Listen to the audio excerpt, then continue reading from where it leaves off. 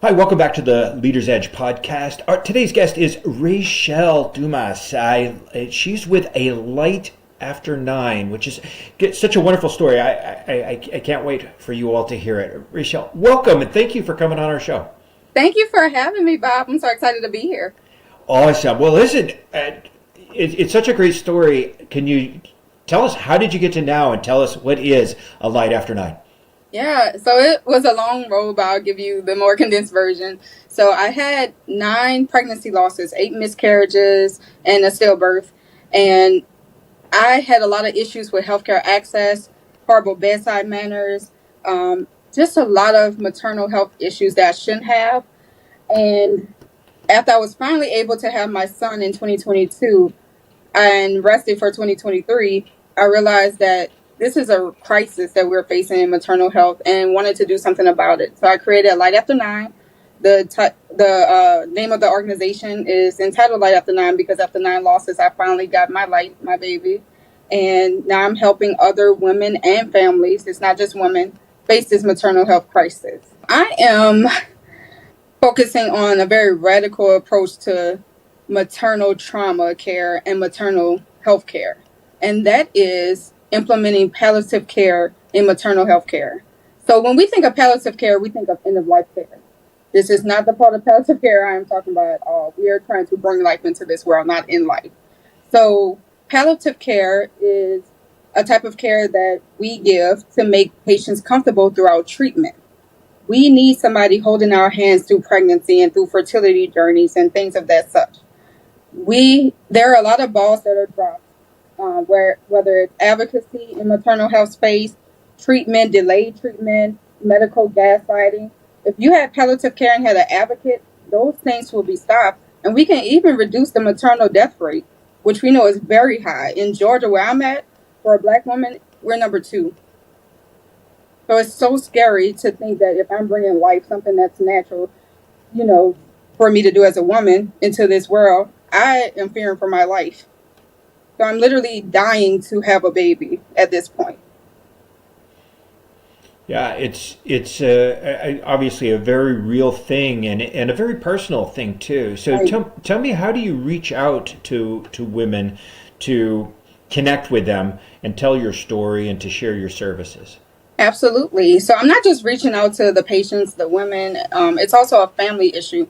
The maternal health crisis is a public health issue. I'm also reaching out to providers too. So the point of palliative care, right, is to make us comfortable and to have the advocacy and make sure our balls are not dropped throughout our care. In order to do that, we have to reach out to our providers to keep it in mind to offer these services. Palliative care is often offered to cancer patients, terminally ill patients, a lot of other patients, but never really to mental health, to maternal health patients. And then as far as the women going through this struggle and the families that are going through this struggle, I reach out to them via podcasts like yours. I'm speaking out at conferences that I have lined up for next year. I'm also writing a book on my story and connecting that way. And then I do a lot of uh, research grants, education, and other resources are on my website as well as my social media sites. Wow, it sounds like you're really, really busy. I am very busy and I'm very passionate. It keeps me up at night, but I love what I do and I love that I'm getting the story out and that women are confiding in me and feeling comfortable telling their story and their struggles because it's still taboo, but we need to talk about it. Absolutely. So what's the biggest barrier that you face in getting your story out there and connecting with people you can help? Yeah, I think uh, the biggest barrier at this point would be from a mother and a person who is a pregnancy survivor like myself is feeling that guilt of having all of these losses. It is very difficult to talk about. Like you said, it is a taboo and it doesn't feel good to say I've lost 9 kids. That should have never happened. Um, and there are doctors that I've seen and that have treated me and told me, we should have had surgery sooner. Should have talked sooner. We should have advocated sooner. And to hear shoulda, coulda, woulda, when I'm 9 pregnancy losses later, it's hard to say. But I have to keep telling this story and keep fighting through that trauma in order to make sure other women aren't going through this. It's very difficult. It's a very difficult story. I have, for different services, different target audience. Of course, for the story, for the resources, I would love for mothers and families going through this struggle to reach out to me directly. I do mentorship with moms and families as they're going through this issue, and I do offer my services no cost to them.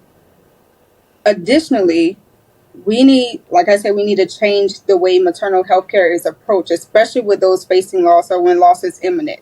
So I'm also reaching out to employers because this should be an employee benefit. Most of the losses that I had occurred at home.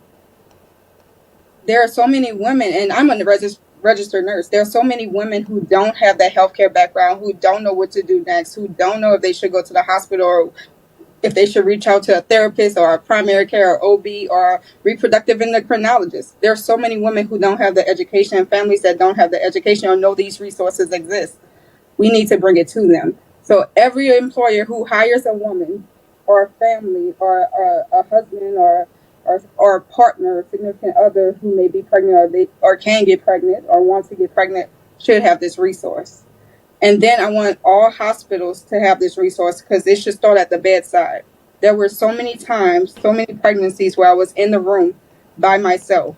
And like I said, I'm a registered nurse. I'm very knowledgeable of a lot of different processes going on, but I wasn't in the maternal health space. I needed someone to reiterate the information while I'm going through a traumatic event. So many balls were dropped. I couldn't advocate for myself, even as a healthcare professional, and I needed somebody in this space to advocate for me. So we have to start at the bedside and follow members and patients after their discharge. My biggest metrics is to see that maternal death rate decreases where my services have been provided. I want to see maternal care improve where my services have been provided.